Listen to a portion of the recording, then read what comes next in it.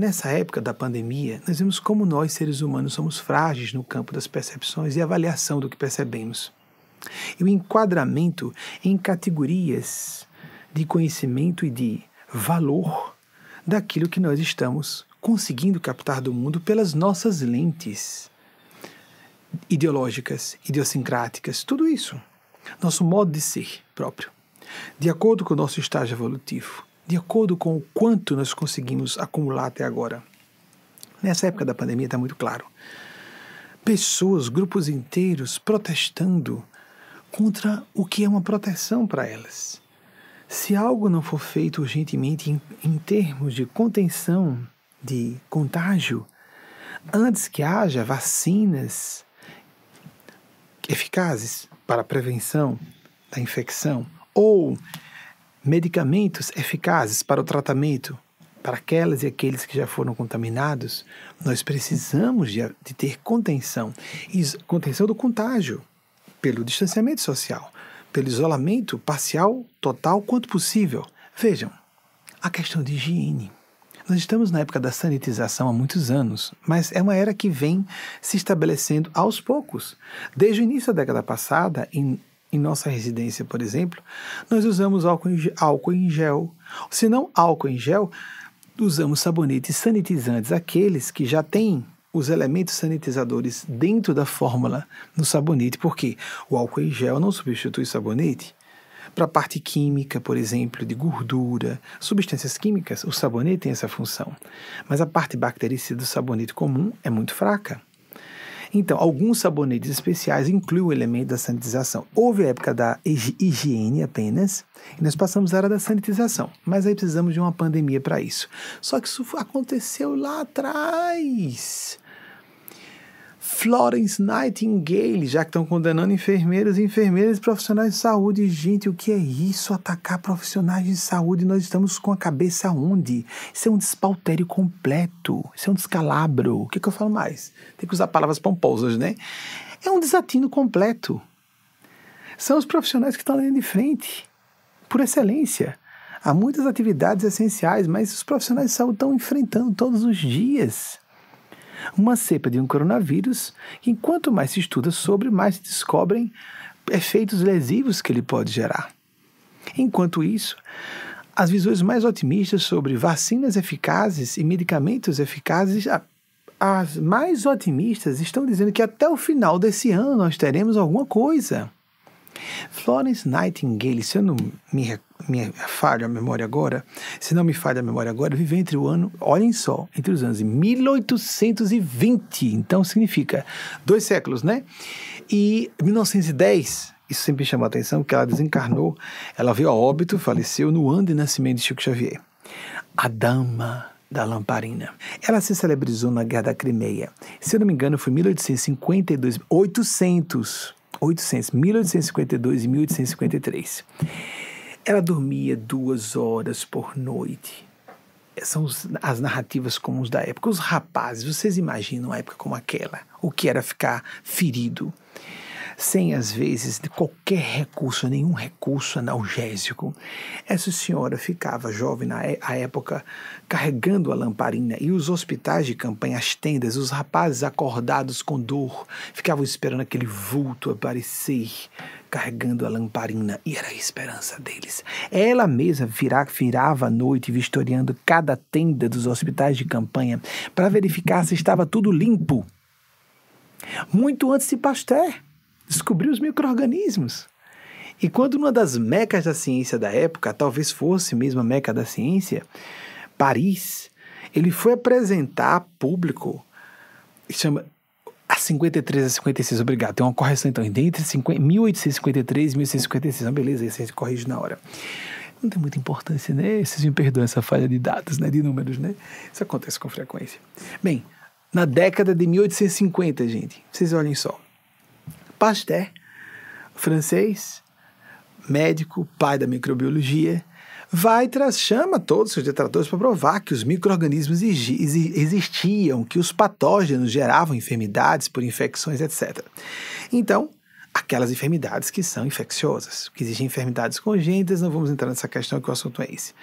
Colocou o microscópio, mostrou ali um micro-organismo chamou o seu principal detrator diante de toda a comunidade científica ali, da área dele, e entrou para os anais da ciência que esse detrator, vejam, esse detrator, não sei nem o nome dele, não ficou importante, Pasteur ficou importante, porque ele foi que descobriu. Ele disse essa absurdidade, vou dizer de novo, hoje eu estou com português pomposo, né? É tão absurdo que não é absurdo, é absurdidade, gente. Vejo, mas me recuso a acreditar, já que é impossível. O que vocês acham? Se a gente tem que enxergar e saber que é real, a gente tem que ter consciência que alguma coisa é real. Mesmo que o nosso sensório físico não alcance, que o nosso sensório físico tem um espectro de alcance, não é? Há irradiações luminosas que estão abaixo ou acima do espectro de percepção da luz. Dos ouvidos também.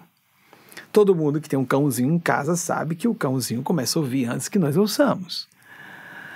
Meu Deus do céu, nós vivemos um mundo de ondas. Nós vivemos aqui cercados de ondas eletromagnéticas. Cada celular é uma bombinha eletromagnética em torno de nós. Ninguém duvida que o celular esteja se comunicando à distância. Eu não vejo, logo eu não acredito. Isso é uma estupidez vergonhosa. Louis Pasteur só iria ser atacado no futuro, décadas depois. Enquanto isso, ela estabeleceu a primeira academia científica de enfermagem, graças, se não fosse ela, a intervenção da Rainha Vitória, como Deus é sábio, né? Colocou no ápice do poder do maior império da época, difícil ver um império do tamanho do inglês, como foi no século XIX, uma mulher. E a Rainha Vitória interveio e determinou que houvesse autorização para que ela criasse uma academia de ciência de enfermagem que até então não existia. Florence Nightingale, olhar melancólico das almas distintas, os grandes seres que reencarnam para fazerem acontecer saltos quânticos de evolução em suas atividades específicas. Grande senhora, grande dama, grande gênio. E essa mulher que se antecipou aos médicos. A enfermagem até então era praticada por freiras que se voluntariavam ou por prostitutas que se voluntariavam. Era um ato de compaixão. É interessante falar isso, né? Porque as meretrizes, né? Mal visto, Jesus disse, Mateus 21, 31, que prostitutas ou meretrizes e publicanos entrariam no reino dos céus e dizendo, antes de vós, falando para religiosos e religiosas. É porque ser religioso ou religiosa é ruim? É porque o meretrício é uma coisa que não seja viciosa? Não, porque a autenticidade é mais importante, a honestidade consigo mesmo, dizer, eu tenho essa falha, isso é lucidez, eu tenho essa limitação, eu não me engano, eu não tenho imagem idealizada, invernizada para mim mesmo e para os outros. Porque quando se fala de encenação, algumas vezes a gente observa uma pessoa, isso me perturbava na adolescência, porque eu não conhecia quase nada de psicologia. Diz, meu Deus, essa pessoa está sendo honesta em dizer isso, mas ela sabe que não é verdade, o inconsciente. E algumas pessoas parecem que estão encenando e não estão, elas acreditam no papel que elas vivem. Falta de autocrítica, falta de autoconsciência. E nos fenômenos espirituais mediúnicos, pior ainda. Isso acontece. Porque a pessoa vai ouvir o que ela pode ouvir. E algumas pessoas só ouvem elogios e apoio para o que ela quer ouvir e para o que ela quer ser apoiada. Em que ela quer ser apoiada. Aí fica difícil, não é? Mal nós conseguimos conviver com a complexidade e heterogeneidade do mundo, dos psicotipos do mundo físico, e aí as pessoas se abrem a viver o mundo espiritual. Por isso, as religiões têm opiniões tão contraditórias sobre os assuntos. E médiuns em todas as religiões sobre o mesmo tópico falam coisas diferentes. Por quê? Porque esses seres do plano superior têm que ser filtrados pelas mentes inferiores desses médiuns. E os médiuns são tradutores, são intérpretes. Nisso Kardec tinha toda a razão. E distorcem. Como tem uma expressão latina antiga que significa toda tradução em português fica preservado, né? Porque nós temos origem, o nosso idioma é neolatino. Toda tradução implica uma traição. Tanto é que certas poesias são muito próprias para um idioma. Quando a gente vai para a literatura, sob uma maneira para a parte poética, fica claro. Quando vamos para a prosa, é um pouquinho mais fácil favorecer-se uma tradução, mas é muito comum estudiosos de literatura dizerem tal autor é quase intraduzível. A pessoa tem que conhecer aquele idioma para perceber a sua grandeza. No uso daquela ferramenta linguística, aquele idioma específico. Agora imaginemos a comunicação mediúnica. Seres que estão em outro domínio de existência, captados por pessoas mais sensíveis, que para captarem com clareza primeiro tem que saber claramente quem elas são, os médios, como eu, por exemplo. Temos que ter um grande conhecimento sobre nós mesmos, quais são nossas qualidades, mesmo na proporção certa, nossos defeitos, mesmo na proporção quanto possível que possamos enxergar, sem nos enganar, nos colocar como vítimas, nem com desculpismos, justificativas. Nós adoramos justificativas. Quando é que a gente sabe que é pouco lúcido? Quando a gente tende a transferir responsabilidade para os nossos sofrimentos para terceiros. Procurar a culpa fora. Não assumir que a responsabilidade é própria. Nós somos responsáveis por tudo que nos acontece. Ninguém causou nada. Pelo contrário. Como Canzeon, Anjo Nalda, Seixo Noyer. Às vezes vem alguém que não tem intenção nenhuma de nos fazer o bem, que na verdade quer passar rasteira realmente, mas ela favorece um processo de mudança e a gente pode dar um salto. Como efeito turbo, ela vai a gente escorregando e transforma aquilo num salto. A pessoa quer nos derrubar e nos joga para cima. Algumas pessoas preferem cair, chorar, fazer a posição fetal. Aí, como um amigo meu disse, posição fetal, aquela que a gente se abraça aos joelhos, fica como um bebezinho, um embrião ou um feto no útero da mãe. É regressão psicológica revelada na atitude corporal. Um amigo gosta de chamar de posição fecal, porque a gente está fazendo caquinha com a gente mesmo, né? Ai, pobre de mim. Oh, meu Deus, foi injustiça. Ah, meu chefe não me valorizou. Ah, aquele orientador se equivocou. Ah, minha esposa acabou com minha vida. Ah, meu pai fez isso comigo. E aí, ficamos sempre os santinhos, as santinhas. Como disse Jesus, hipócritas, sepulcros caiados, brancos por fora, cheios de podridão e rapina por dentro. A gente deve honrar a oportunidade de levar uma pancada e responder com um salto para cima. A pessoa nos ataca gratuitamente, normalmente em pessoal o problema é dela, o distúrbio é dela, e ela vai dar conta. Vai dar contas daquilo.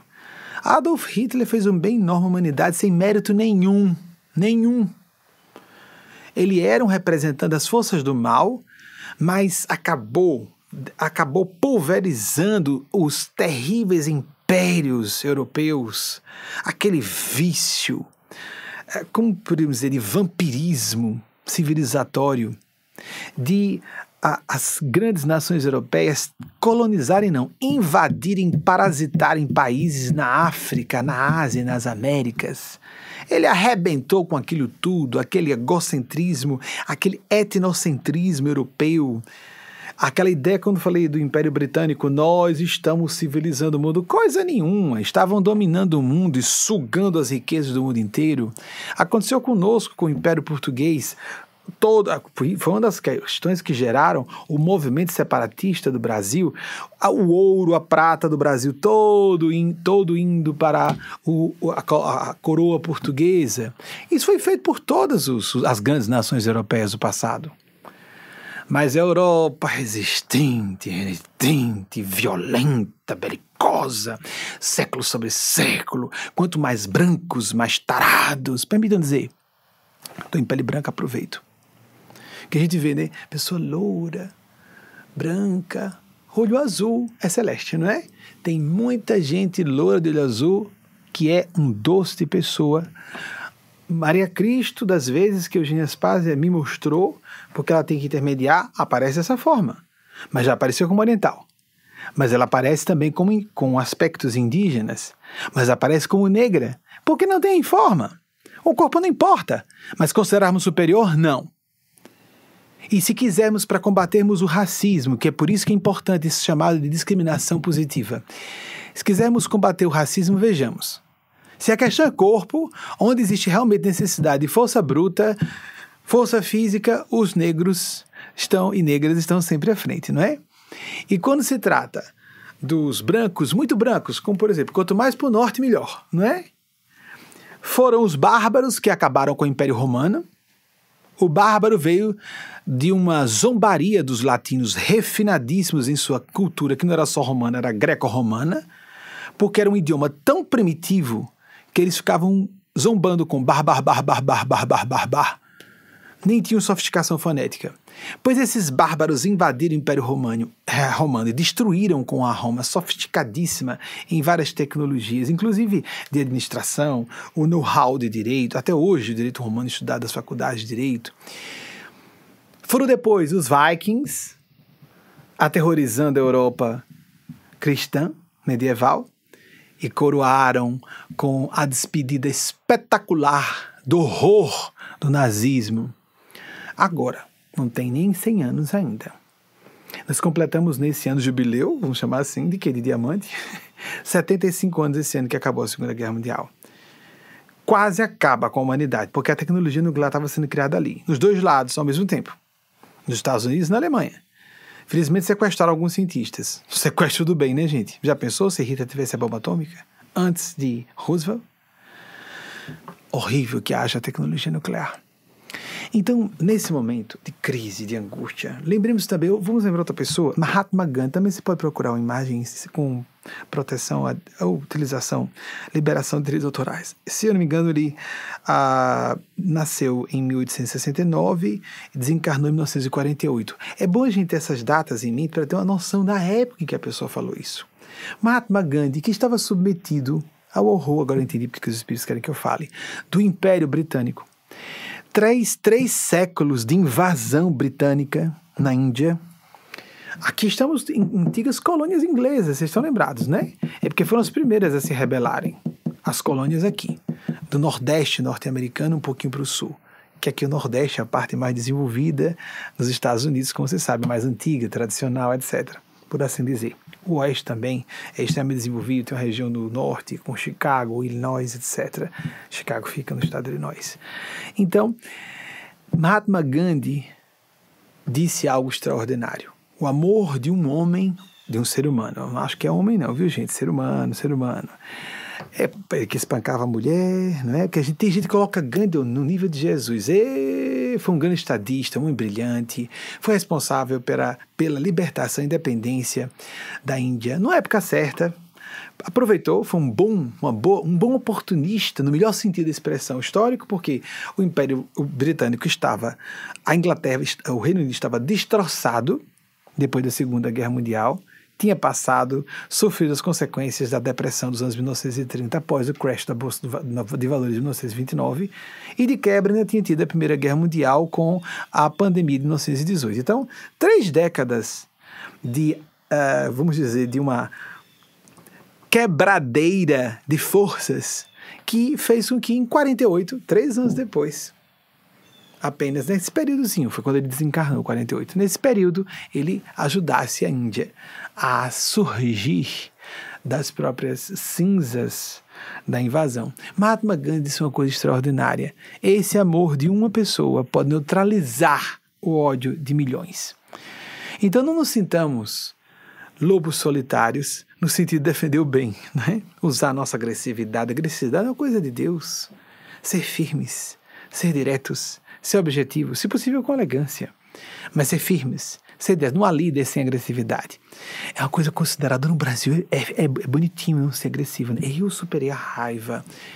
Eu me lembro de uma pessoa que chegou e me perguntou nos anos 90, Benjamin, você ainda sente raiva? Eu, sim, sempre. Eu já superei a raiva. Superar a raiva? Agressividade é uma coisa que se utiliza para o bem. O que nós fazemos com essa energia? A agressividade é basicamente a energia que nos leva à ação. E a indignação justa que nos leva a defender ideais nobres, inclusive levando ao sacrifício ou martírio de si, se for necessário, permitam um pleonasmo, em casos extremos e de pessoas com um valor excepcional. Não ter agressividade. Ou a pessoa está mentindo para fora, se fazendo de boa e mansa. No Brasil a gente acha lindo, a pessoa está sempre com a voz mansa. Sempre sorrindo, nunca diz não a ninguém. Essa pessoa normalmente é falsa. Está entre a falsidade e a covardia. Normalmente as duas coisas. E é conveniente. Ela sempre não estraga a maldade de ninguém. Se alguém quiser fazer uma maldade com alguém perto dela, ela fica quietinha, calada. Não faz nada. Em países e civilizações que realmente se desenvolvem, ninguém acha bonito uma pessoa passiva. Esse sorriso melífluo, que trágica e blasfemamente foi atribuído a Nosso Senhor Jesus como o manso e humilde de coração, era: eu não me deixo envenenar pelo ego. Humilde de coração, não nas atitudes. Lembremos de Jesus com um chicote na mão, essa coisa de voz melíflua, adocicada. Isso é falso. Adolescentes inteligentes percebem isso. Percebem isso. A gente tem que ser cortês, polido, amável, quanto possível. Isso é um dever social. Mas no momento que uma injustiça é perpetrada contra até um estranho, uma vez uma pessoa me procurou, já que achava uma pessoa tinha tentado fazer mal a mim, vieram falar uma injustiça sobre essa pessoa e dizer que ela era fraudulenta num aspecto em que ela não era fraudulenta.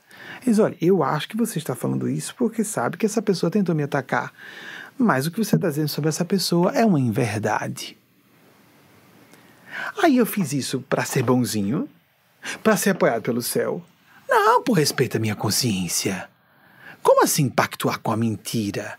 Porque fica bonitinho queimar a imagem de uma pessoa. E o que é pactuar com a consciência? Na época nem tinha clara noção disso, mas o princípio da energia que a gente exala, da faixa de consciência que a gente está, isso gera um padrão de consciência e gera uma linha de eventos em nossa vida. Todos nós sofremos injustiças, todos nós sofremos ingratidão, todos nós sofremos reveses, mas há pessoas que sofrem reveses que elas estão provocando e de forma infrutífera. Estão levando pancadas porque estão agindo de forma errada, injusta, e outras estão sofrendo pancadas porque estão à frente do seu tempo.